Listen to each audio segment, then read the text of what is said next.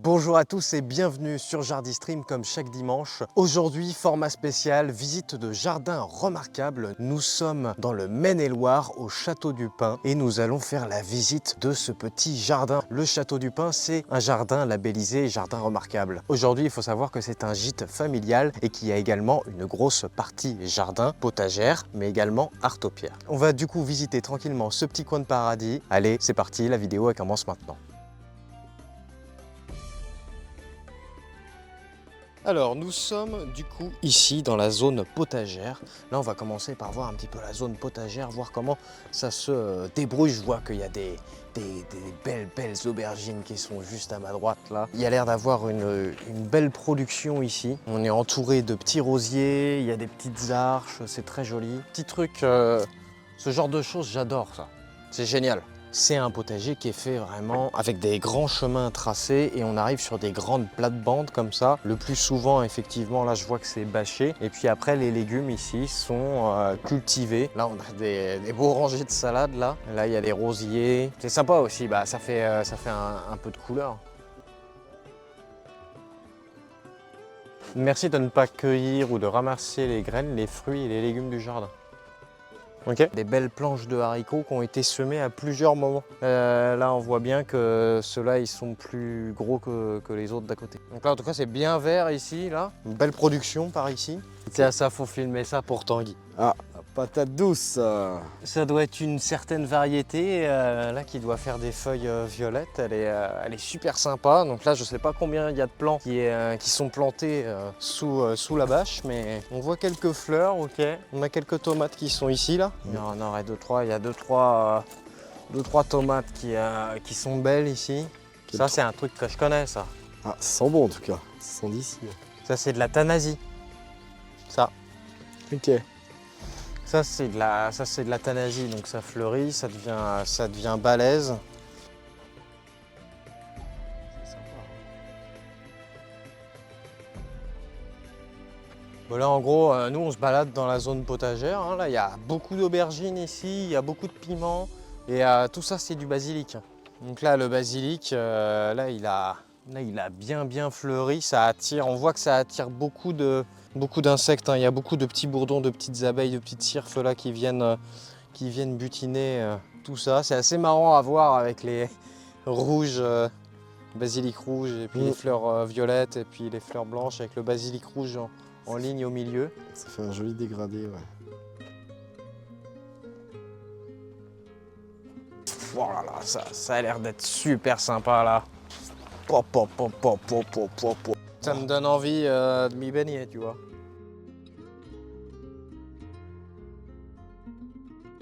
Ça bourdonne de partout. Il y en a une tonne et une tonne là. Les deux là, ils étaient pas mal. Ouais. Ouais.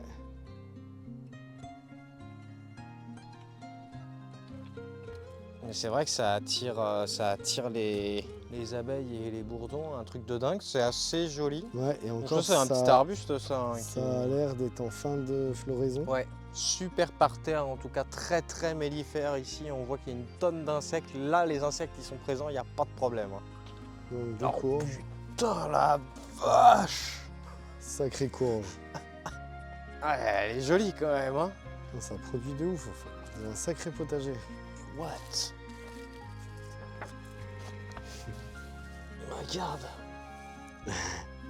What the fuck? C'est impressionnant. Hein.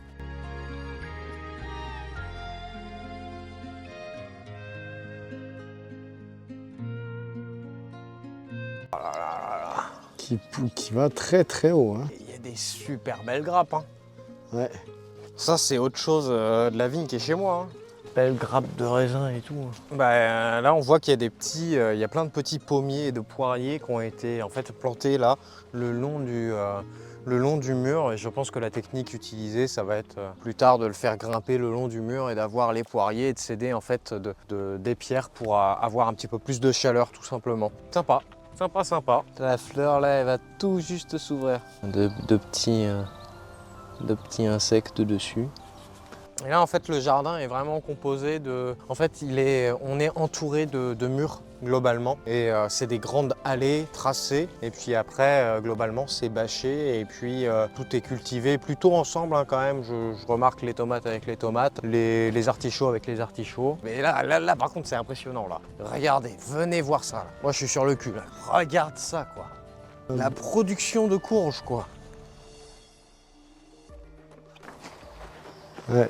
C'est impressionnant, hein. Et bah écoutez, voilà pour la petite visite du jardin. Maintenant, on va se diriger vers le parc, puisque le château dispose d'un parc d'arbres. Donc on va aller visiter ça. Et puis après, on ira faire un tour aussi au niveau des artaupierres. Allez, c'est parti, on continue. Regarde avec, avec les ardoises comme ça, là. Du coup, on doit être au jardin des grenouilles. Ah oui, il y a une grenouille qui vient. Oh, il y en a plusieurs qui viennent de sauter, trop bien. Là, entouré de trop bien. roses. Et donc, le bassin des grenouilles. C'est trop sympa. Donc, il y a du roseau. Il y a du roseau, il y a des nénuphars. On voit bien que... En tout cas, là, il y avait plein de petites grenouilles. Dès que je suis arrivé, moi, j'ai entendu, ça fait chlouc, chlouc. Point de vue, là, il claque quand même, hein. C'est vraiment, en fait, c'est le tout, en fait. C'est l'ensemble qui fait que, franchement, le château, le jardin et tout ce qu'il y a à côté, ça vaut vraiment le coup de venir voir, vraiment. C'est très joli, hein. Ça me donne envie de m'y baigner. Heureusement qu'il fait pas chaud, hein. Sinon moi j'étais parti pour me... T'es baigné avec les grenouilles? Bah oui. Petite baignade avec les grenouilles? Allez, petite baignade avec les grenouilles. Allez, c'est parti. On va vous proposer une série de reportages sur les jardins remarquables. On va essayer d'en visiter le plus possible. Pour l'instant, on commence avec les jardins qui sont pas très loin de chez nous. Si vous êtes intéressé pour faire visiter votre jardin remarquable, n'hésitez pas à prendre contact avec nous. On va être ravis. Et puis, si vous voulez tout simplement soutenir le projet, n'hésitez pas à vous abonner à la chaîne, à mettre un like et à mettre un commentaire, savoir si est-ce que vous êtes déjà venu au Château des Pins. Sinon, c'est lamentable. Tu peux dire un petit mot? Bah ouais, ici on est à la douve du jardin en tout cas. C'est hyper paisible, on a des beaux arbres tortueux. Celui-là il a de l'âge là, il est immense là, t'as vu le tronc? Ouais. Voilà, si vous voulez vous promener effectivement en famille, c'est 5 €. Belle petite balade à faire en famille ou avec des amis, en tout cas je vous conseille. Donc la collection d'agrumes. Sais-tu reconnaître les agrumes? Non. Question pour un permaculteur. Qu'est-ce que c'est comme arbre? Moi je sais pas. D'où vient cet arbre? Bah écoute, il n'y a pas d'étiquette. Et si. Ah si, Afrique du Sud. Voilà, c'est un peu tardif. Alors ensuite, c'est quoi cet arbre? C'est un citrus australien. Ah, Bon, qu'est-ce qu'il est fort, mais qu'est-ce qu'il est fort. Ça, je le savais, Attention, question suivante. Et celui-là? Ah, on ne se souvient plus. Moi, je dirais c'est une main de Bouddha. Ah ouais? Citron Medica, Sarcolophilis. Voilà, mais je suis pas sûr de moi. Voilà, niveau prononciation, je suis pas bon. Non, mais en tout cas, tu vois, technique, c'est un peu comme les bonsaïs. Et la technique utilisée, c'est la culture en bac en fait. Et c'est vrai que tout ce qui est citronnier, agrumes, tout ça, ça se plaît ça se plaît dans des bacs comme ça. Mais du coup, même si on Et à a mon un avis, c'est mauvais pour temps, les protéger aussi, parce que peut-être qu'ils peuvent les déplacer. En tout cas, ils peuvent mettre des voiles d'hivernage en tout cas dessus. pamplemoussier de Tahiti. Pamplemoussier de Tahiti. Mais Ouais, c'est vraiment une collection d'arbustes. Effectivement, je pense qu'en fait ici ils sont très bien positionnés puisque en fait ils sont à l'abri en fait vraiment avec les murs du château, ils sont vraiment à l'abri du vent. Et là on a encore un citron panaché ici. Et ici, on a un citron micro-citrus, caviar jaune. Ça donne envie, hein, ça donne envie. Ouais. Citron caviar rouge. Je suis étonné que ça pousse avec notre climat, quoi. Là, on a un kombava. Oh, bananier rouge là. Ouais. Il est énorme. Très très sympa. Hein. Plein de citrons.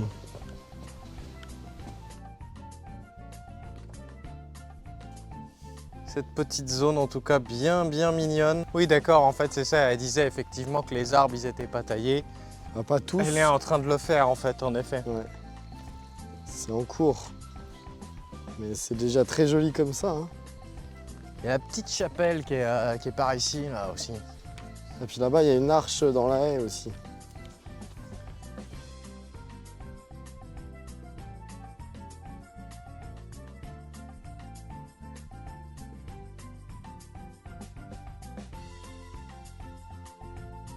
passe dans l'arche. Ah ouais. Attends, j'arrive.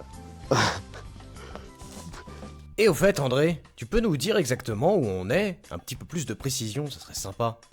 Eh bien, salut à vous, mes chers Jardy viewers. André va vous expliquer tout ça.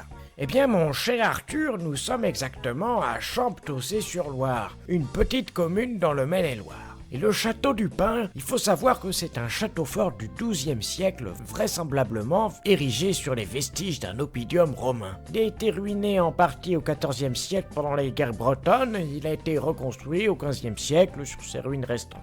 L'ensemble du château est orné de gargouilles, de sculptures, et en 1920, la propriété est achetée par M. Gérard Crispas Gignoux, et ses descendants continuent à habiter aujourd'hui le château, et ils ont fait un jardin exceptionnel.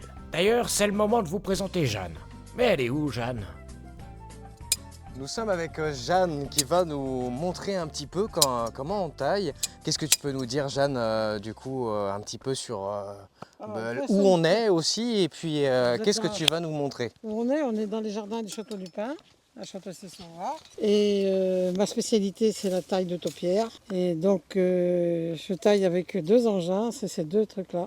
Ok. Alors ils ont l'air vraiment vieux ces deux outils Non, là. c'est que c'est connu. Ça, C'est connu, ok. Ça, Alors c'est quoi? anglais, parce que c'est un ciseau qui a un ressort où ça fait pas mal aux mains quand tailler. On est pas... Puis ça, c'est un outil que tout le monde connaît. Il y a là qu'on des manches en bois, le truc, mais ça fait tout seul, quoi. C'est deux couteaux de cuisine reliés, quoi, pratiquement, et qui fait avec ce système-là, ça fait ressort. Ok. Il n'y a rien de mieux qui coupe que ça. Et moi, je fais toutes mes sculptures avec ça, parce que ça coupe vraiment très bien, quoi. Et d'accord, ça marche. Et en fait, plus tu vas couper, alors ça c'est quoi? C'est comme buisson, c'est un... C'est le bout des haies qui sont toujours faits un peu en chimère, en dragon, enfin, on imagine ce qu'on veut. Moi, je fais, il y a dans le jardin, il y a... Oui, on a vu à l'entrée tout à l'heure, il y avait des grenouilles, il y a des lapins. Il y a des lapins, des lièvres, des cochons, toute espèce de bestiaire. Et puis dans chaque bout, là, plus d'avoir que la haie droite nulle, quoi. Moi, je préfère faire Ah bah oui, avoir quelque chose qui ressemble à quelque chose, quoi. Et la taille, tu l'effectues du coup de quel moment? Qu'une fois par an. Qu'une seule fois par an? Ouais, on peut pas tailler en plein soleil parce que ça devient marron très vite autrement.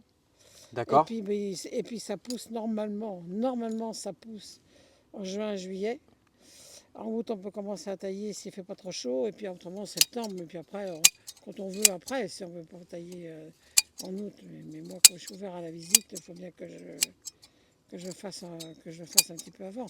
Puis j'en ai beaucoup, donc... Ah oui, on a vu qu'il y en avait beaucoup, ça doit te demander un boulot monstre.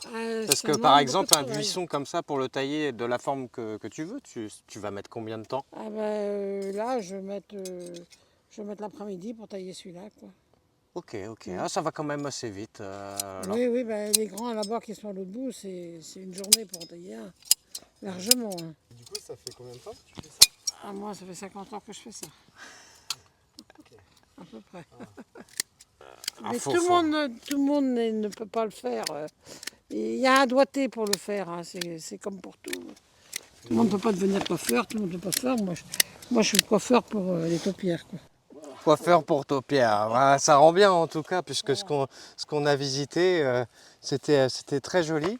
Et écoute, est-ce que tu peux dire un petit mot sur les gens qui vont regarder cette vidéo, pour leur donner envie de venir voir. Ils peuvent venir le 12 et 13 octobre. Il y a la fête des plantes. Mais il n'y a pas que des plantes. Il y a aussi il y a de la brocante, un peu d'artisanat, un peu de choses qui ont tout ce qui a à voir avec le jardin, quoi. Voilà. Okay. C'est 2 fois par an, toujours deuxième week-end de mai, deuxième week-end d'octobre. Donc le 12 et 13 octobre de 9h à 19h, c'est ça? Voilà, sans interruption. Eh bien voilà, chers Jardy viewers, cet épisode touche à sa fin. Écoutez, je vous incite vraiment à vous renseigner si vous êtes dans la région, en tout cas pour faire la visite de ce lieu qui est très joli, très unique en son genre et surtout, il est différent à chaque saison. Le jardin est géré par Jeanne, elle sera ravie de vous accueillir pour vous faire une petite visite du jardin. Moi, je vous dis à la semaine prochaine pour une prochaine vidéo. N'oubliez pas de promouvoir Jardy Stream à travers le monde. Salut, merci à tous.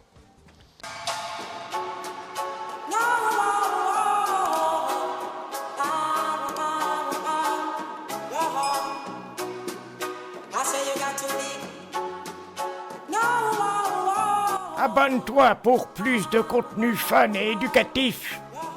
Qu'est-ce que je fais avec ça, moi?